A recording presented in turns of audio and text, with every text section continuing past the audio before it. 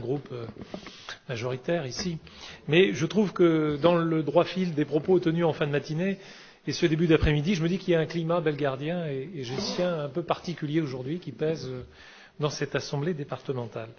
Moi, je voudrais revenir sur ce qui a été dit parce que la mémoire est oublieuse et je sais que cette assemblée a été pour beaucoup renouvelée en 2015, mais tout de même, rien n'a pas été fait auparavant. Ce serait assez injuste que de le dire. Parce que oui, effectivement, je souscris aux propos de Gérard Paoli. S'il n'y avait pas de budget annexe, pour autant, il y avait une traçabilité parfaite des opérations qui étaient financées par la compensation financière genevoise. Il a été dit de quelle manière il y avait un groupe de travail qui a d'ailleurs été instauré, auquel j'appartenais. Et bien évidemment, si ce budget annexe a été mis en place, c'est que nos autorités de tutelle l'ont exigé, demandé à un moment donné, et que l'institution, élus et agents, se sont mis en capacité de le mettre en œuvre. Alors, je veux aussi rappeler une chose, c'est que le changement d'orientation qui a été adopté ici a certes peut-être, mis fin à un mécanisme qui faisait que la CFG finançait des compétences départementales, mais la reconnaissance même du fait frontalier par un prélèvement de 15% sur cette part départementale a repris ou redonné repris d'un côté ce qu'elle donnait de l'autre, si je peux me permettre. Donc c'est peut-être plus subtil que, en tout cas, les propos que j'ai pu simplement entendre.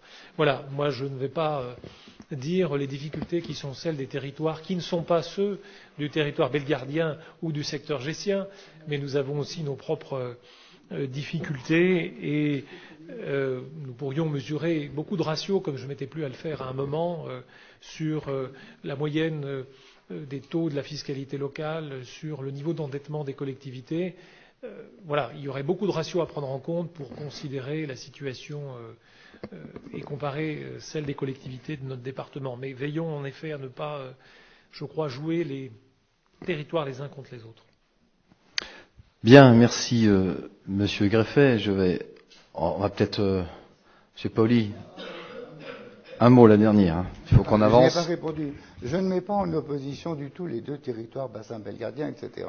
J'ai réclamé pendant des années, et c'est vrai, qu'il y ait une répartition malgré tout sur ces deux territoires en fonction de leur nombre de frontaliers. Là, nous nous retrouvons confrontés à une clé de répartition que j'appelle réactuelle, Monsieur le Président.